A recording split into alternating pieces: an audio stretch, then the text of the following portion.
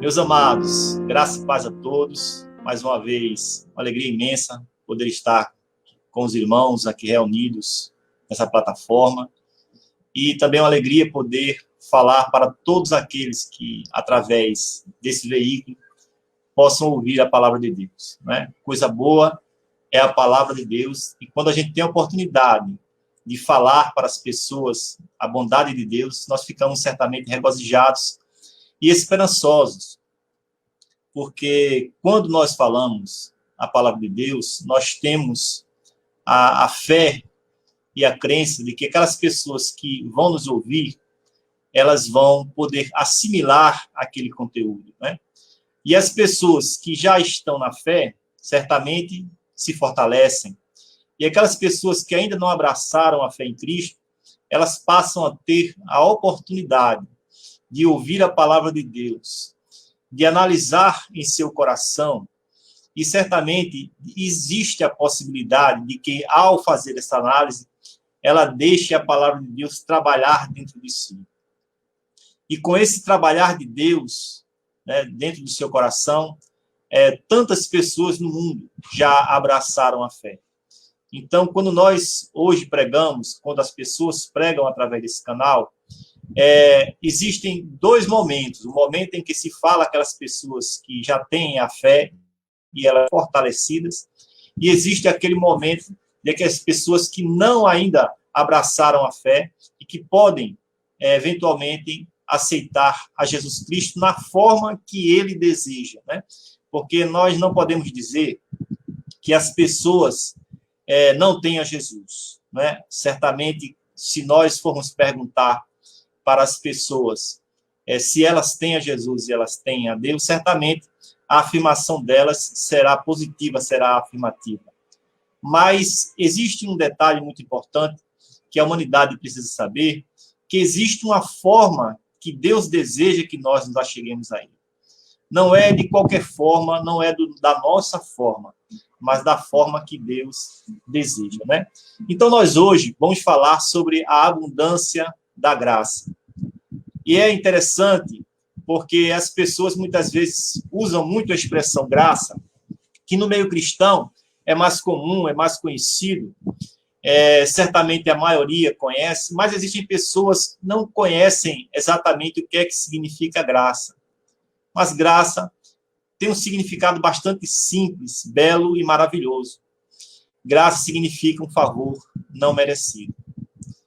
Então, quando nós vemos Deus praticando a sua bondade para com o homem, nós podemos dizer que isso é uma graça. Porque o homem em si, ele perdeu o direito, né? Perdeu o direito de receber os favores de Deus quando ele desobedeceu, e nós vamos comentar um pouco sobre isso aqui, tá? Mas o nosso versículo base é Romanos capítulo 5 e o versículo 20, que diz assim: veio, porém, a lei para que a ofensa abundasse, mas onde o pecado abundou, superabundou a graça. Muitas vezes as pessoas leem esse versículo e consideram um pouco estranha a redação, porque diz: veio, porém, a lei para que a ofensa abundasse. Como se, a partir da lei, o pecado se tornou mais intenso. Mas não é isto que o verso quer dizer. O verso quer dizer que, quando existe aquele dispositivo que aponta a ofensa, então aquela ofensa se torna conhecida. E os homens já estavam, depois da transgressão, plenamente em pecado, plenamente em afastamento da parte de Deus, e não existia um dispositivo que apontasse esses afastamentos, essas falhas. Então, apesar do pecado estar existindo, ele não era explicitamente visto, ele não era legalmente percebido. E quando a lei veio, a lei apontou o pecado do homem. A lei indicou aonde o homem transgredia os desejos e as diretrizes de Deus. E é nesse momento em que a ofensa abunda, né? Porque as pessoas conseguem perceber onde elas transgridem. Mas o versículo não para por aí. existe um complemento importante que diz: onde o pecado abundou, superabundou a graça. Então, se existe, onde quer que exista o pecado, onde quer que ele seja identificado, a graça está lá, agora abundando. Né? E essa graça passou a abundar, por quê? Porque é um ato de vontade de Deus, é um ato da bondade de Deus. Qual a razão da necessidade dessa graça? Nós vamos ver Romanos, no capítulo 23, no capítulo 3, e o versículo 23 da Epístola aos Romanos, que diz o seguinte: porque todos pecaram e destituídos estão da glória de Deus. O que é que significa estar destituído? Por que o pecado destitui o homem da glória de Deus? Olha, se nós olharmos, se nós percebermos a vida do homem, e Deus é pai, e os homens também se tornam pai, né? Quando nós percebemos, cada pai, ele determina algumas coisas aos seus filhos, e espera que os seus filhos sejam obedientes naquilo que eles determinam. Deus determinou algumas coisas para os homens. E lá no Éden nós vemos uma determinação de Deus e que foi descumprida pelo homem, né? Uma história bastante conhecida na humanidade. E ao ser desobediente, o homem passou a ser destituído da glória de Deus. É quando então o homem é retirado do jardim do Éden e ele passa agora a estar afastado pela desobediência. Então, se há um afastamento por desobediência, somente uma reconciliação através de um ato de graça da parte de Deus é possível. Porque, primeiro, Deus precisa mover-se em direção ao homem para oferecer esta graça da reconciliação, para que o homem, então, possa vir até Deus. Mas essa transgressão, além da destituição da graça, ou a destituição da glória de Deus, houve uma consequência que o homem teve que experimentar na própria pele. Isso se encontra em Romanos, no capítulo 5, e o versículo 12, que nós podemos ler assim: portanto, como por um homem entrou o pecado no mundo, e pelo pecado a morte, assim também a morte passou a todos os homens, por isso que todos pecaram. Certamente, irmãos, e ainda hoje, e grande parte, ou praticamente toda a humanidade, o que ela deseja é viver sempre, viver bem, viver eternamente. Mas quando o homem transgrediu, Deus já havia dito: no dia em que dela comerdes, certamente morrerás. E essa palavra certamente morrerás, ela tem um peso muito grande, porque ela pode refletir no morrer espiritual e no morrer material. E aconteceu para o homem as duas coisas. A possibilidade da morte física aconteceu e a morte espiritual, por conta do afastamento de Deus, também aconteceu. Né? E essa morte espiritual ela pode ser consumada, concretizada no fim de todas as coisas, ou não. Vai depender justamente do homem aceitar aquilo que Deus oferece para ele. Então, por um só homem entrou o pecado no mundo. E quando o pecado entrou no mundo por este homem, a sua descendência também resolveu seguir o caminho, ou por consequência, na verdade, seguiu o mesmo caminho. E nenhum deles conseguiu seguir totalmente ou completamente sem nenhum pecado. A Bíblia diz: todos pecaram e destituídos estão da glória de Deus. Quem quer que receba da parte de Deus um benefício, recebe por um ato de graça, por um ato de bondade. A graça é aquele favor não merecido, é aquilo que nós não merecíamos, é aquilo que não nos era direito e que Deus resolve nos dar. Esse momento em que Deus resolve nos dar, nós então temos um ato de bondade de Deus, nós temos um ato de graça.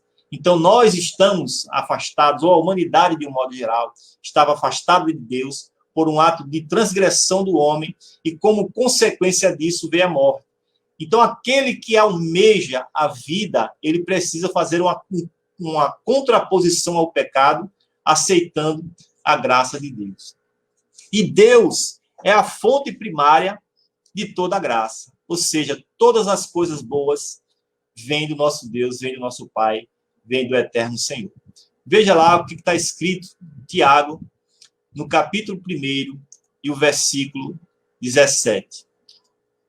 Toda a boa dádiva e todo o dom perfeito vem do alto, descendo dos pais das luzes, em que não há mudança nem sombra de variação. Que coisa maravilhosa! Toda boa dádiva e todo o dom perfeito. Se nós desejarmos essas dádivas e esses dons perfeitos que vêm do Pai das luzes, olha, não é do Pai das trevas, mas do Pai das luzes, da parte de Deus, em quem não há mudança nem sombra de variação. Ou seja, Deus que é Deus de eternidade a eternidade, dá aos homens dons perfeitos vindos do alto, dádivas perfeitas vindas do alto. E ao dar aos homens, isso tudo é oferecido, apesar do homem não merecer. Porque ao transgressor, o que é que se oferece senão punição? Não é verdade? Então, apesar do homem ser digno das punições e existir este lugar reservado para aqueles que não aceitarem a graça, na verdade, o que Deus quer oferecer é a vida eterna. E essa vida, certamente, é obtida através da fé que nós precisamos ter em Cristo Jesus. Então, que nós possamos estar conscientes que a boa dádiva, o dom perfeito, vem da parte de Deus. E é este dom perfeito, essa boa dádiva, o Senhor oferece sempre a todos aqueles que desejarem. É como se fosse uma mesa posta, com todas as coisas boas que você desejasse, e que fossem perfeitas, né? Que fossem dádivas de Deus, e você pudesse pegá-las. Está disponível para você. Mas existe essa necessidade, que você dê um passo, né? Faça também uma inclinação à aceitação dessa bondade da parte de Deus. E é oferecida justamente porque depende de uma aceitação, depende de um reconhecimento, né? É como se estivesse disponível para você, mas um ato seu é necessário. Deus precisa te oferecer de forma gratuita. Porque se Deus lhe impõe, então já não é graça. Aquilo que é imposto não é graça. A graça é aquilo que é oferecido gratuitamente. E somente na legitimidade de você aceitar isto livremente é que ela é de fato graça. De outra sorte, ela seria imposição. Então, a graça é oferecida aos humildes, como está escrito em Tiago, no capítulo 4, e o versículo 6. O livro do apóstolo Tiago, né, a epístola do apóstolo Tiago, e diz assim: antes ele dá maior graça. Portanto, diz, Deus resiste aos soberbos, mas dá graça aos humildes.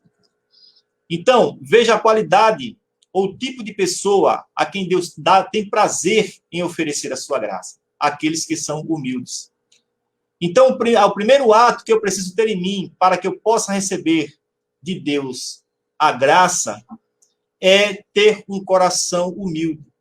E o que é que significa ter um coração humilde? É que apesar das minhas transgressões, apesar de eu ter cometido os erros, eu possa perceber em mim que transgredi contra Deus, eu possa perceber em mim o erro que cometi e que eu tenho essa necessidade de me chegar a Deus e reconhecendo isso de forma humilde para que eu dele possa obter a graça. Então, que nós possamos ter, né, esse sentimento importantíssimo que é a humildade em nossos corações. Olharmos a grandeza de Deus e percebermos que ele fez um plano perfeito para a humanidade. E que mesmo a transgressão de Adão não fugiu do controle de Deus. Certamente o plano de Deus não poderia ser frustrado por um ato falho de um homem. Mas Deus, sabendo do ato falho que o homem cometeu, ele também ofereceu o caminho da saída. Ele ofereceu o plano da salvação, como está escrito lá na Epístola de Efésios, né? Então, somos convidados a nos achegar ao trono da graça. Então, Deus oferece a graça ao humilde e nós somos convidados a vir ao trono da graça.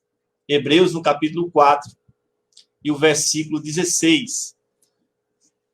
Cheguemos, pois, com confiança ao trono da graça, para que possamos alcançar misericórdia e achar graça, a fim de sermos ajudados em tempo oportuno. Então, quando o meu coração eu permito fazer crescer, ou permito a existência da humildade, olhando para mim, me reconhecendo como um pecador, como transgressor, como aquele que se distanciou de Deus, a exemplo de Adão, né, e Eva. Quando eu me imbuio desse sentimento de humildade,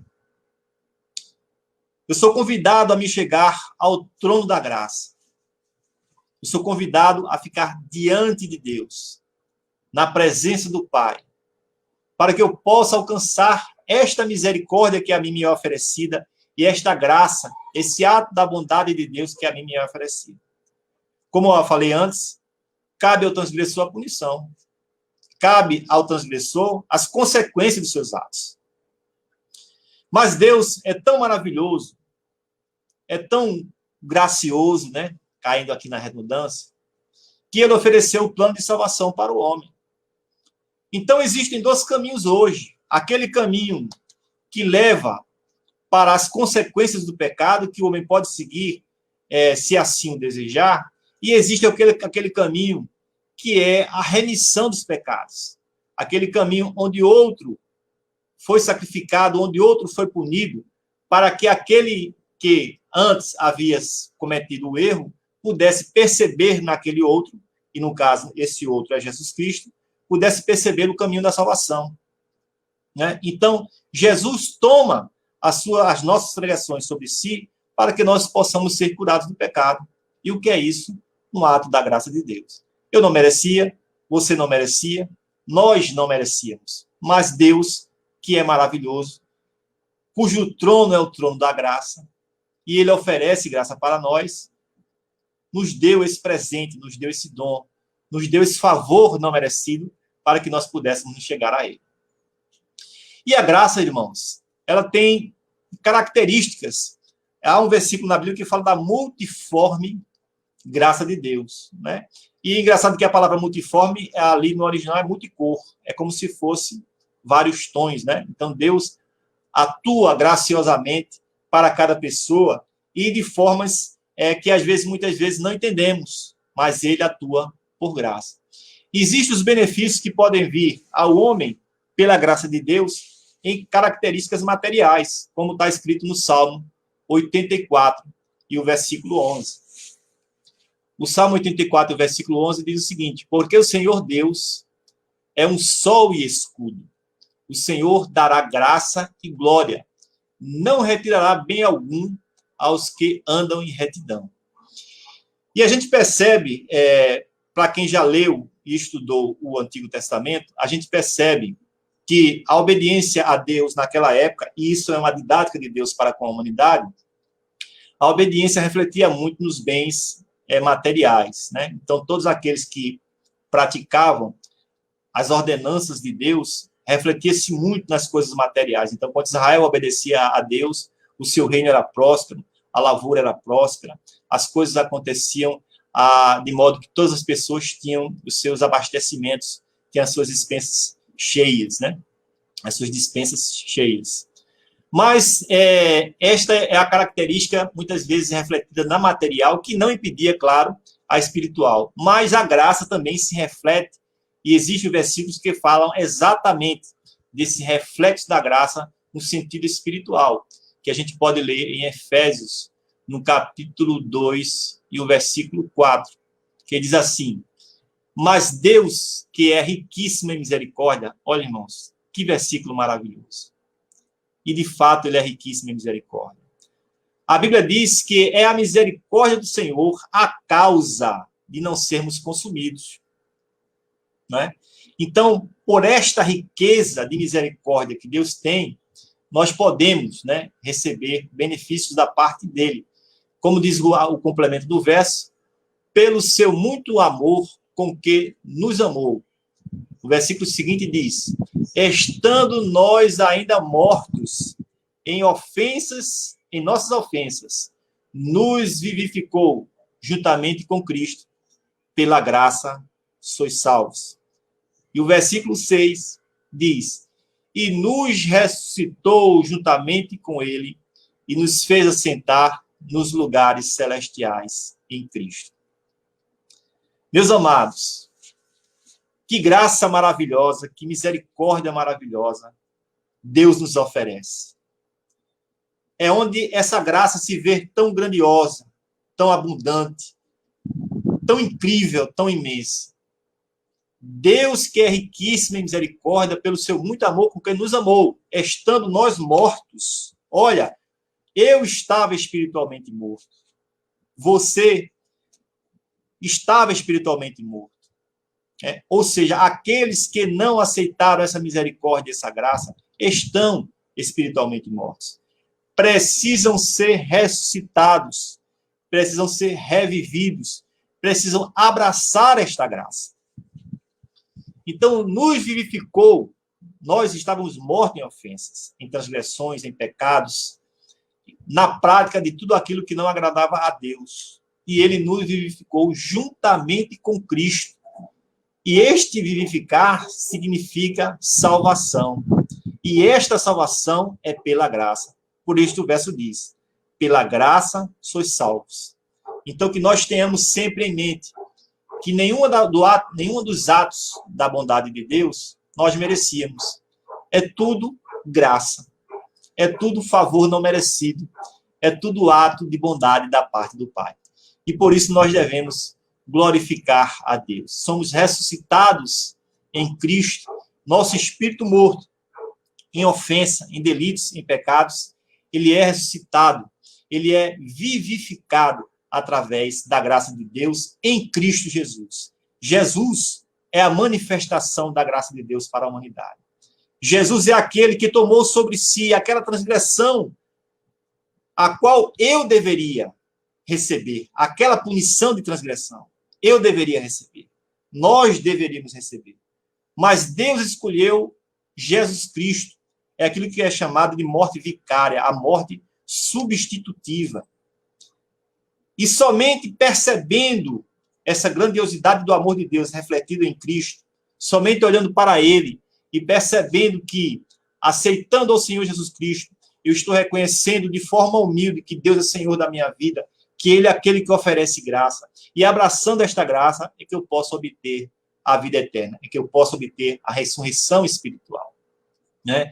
Então, que nós possamos firmemente termos essa confiança, como está escrito em 1 Pedro, no capítulo 1, e o versículo 13, que diz: portanto, cingindo os lombos do vosso entendimento, sede sóbrios e esperai inteiramente na graça que vos ofereceu na revelação de Jesus Cristo. Então, aquele pecado que havia abundado no mundo, aquele pecado que havia enchido o mundo, que a lei apontou, né, para que todos pudessem perceber, Jesus Cristo veio e ali onde Jesus Cristo está, a graça, ela superabundou. Ou seja, aonde quer que o pecado tenha alcançado, a graça de Deus revelada em Cristo, ela superabunda. Ou seja, ela consegue alcançar todos esses lugares, todas essas pessoas, na verdade. Então, que nós possamos cingir os nossos lombos com entendimento, ou seja, que eu possa perceber, que eu possa dar ouvidos e que a palavra de Deus possa descer ao meu coração. E em descendo ao meu coração, eu possa ser sóbrio. Dizer, não, realmente isso aqui é verdade. Realmente isso aqui é a manifestação do amor de Deus. E a partir daí eu espero inteiramente na graça de Deus. Eu me coloque diante do Senhor para que eu possa obter a vida eterna na revelação de Jesus Cristo. E haverá, por conta dessa graça de Deus, né, não somente bênçãos materiais eventuais, não somente bênçãos espirituais para este momento, mas nós podemos esperar da parte de Deus bênçãos futuras. E quando nós servimos a Deus, que nós passamos a entender a Deus, que nós passamos a acreditar em Deus, então nós modificamos a nossa linha de pensamento, porque a gente não vai fazer mais as coisas somente para obter de Deus algo, mas nós vamos fazer agora por amor. Porque Deus nos amou primeiro, nós agora passamos também a amar. E é através do amor nós obedecemos a sua vontade. E por obedecermos a sua vontade, ele nos presenteia, ele nos agracia ainda mais, ele nos dá aquilo que prometeu. Então, e existem coisas que nós vamos receber de Deus que não há como descrever, que é como está escrito em 1 Coríntios capítulo 2, e o versículo 9. Mas, como está escrito, veja que coisa maravilhosa, Deus. As coisas que o olho não viu, o ouvido não ouviu e não subiu ao coração do homem, são as que Deus preparou para os que o amam. Então, que nós, queridos, possamos amar a Deus e cada dia mais e mais e mais amar ao nosso Criador. Que nós possamos entregar a nossa vida a Ele, irmos confiantes ao trono da graça, como o versículo diz. Porque essas coisas que o homem já não merecia por haver transgredido, aí Deus oferece a salvação, e depois de oferecer a salvação, ele diz, olha, aquilo que o olho não viu, que o ouvido não ouviu, que o homem não conseguiu mensurar, que o homem não conseguiu esquadrinhar em seu coração, são as coisas que Deus preparou para os que o amam.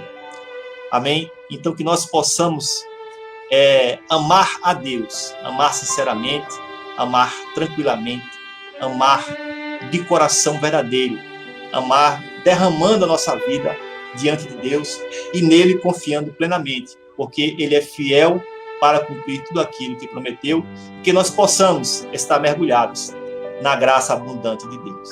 Que Deus abençoe a todos, em nome de Jesus.